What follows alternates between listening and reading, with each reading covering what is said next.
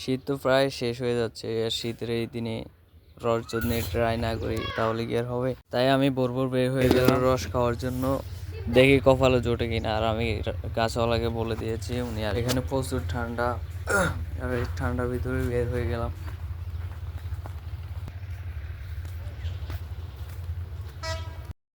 গাছ তো দেখি তা কাছেই চলে এসেছে, তো দেখা যাক আর গাছে আছে কিনা, নাকি সকালে নিয়ে চলে গেছে।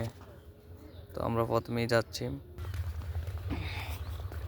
খেজুর গাছের দিকে দিকে চলে এসেছি ফাইনালি। গাছে বাড়ি থেকে পারমিশন নিয়ে নিলাম, উনি নাকি আসতে পারবে না, তাই সাথেরটাকে উঠিয়ে দিলাম। গাইস এই দেখুন রস, ফাইনালি রস পেয়ে গেলাম। তো হচ্ছে কি, এই হচ্ছে রস। আমি গরম খুঁজুম যখন বিষটা ফালিয়ে যাই যদি প্রথমে আমরা এটা বাড়িতে নিয়ে গরম করবো।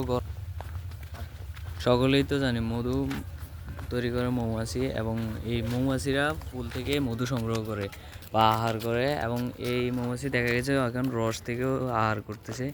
তো এই দেখুন একেবারে মধুর মতোই দেখা যাচ্ছে রসটাকে। তো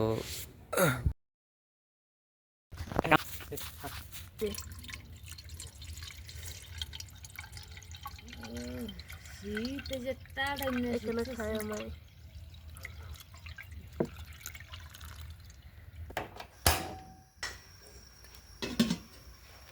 মনে গেল না, তো কাছেই ঠিক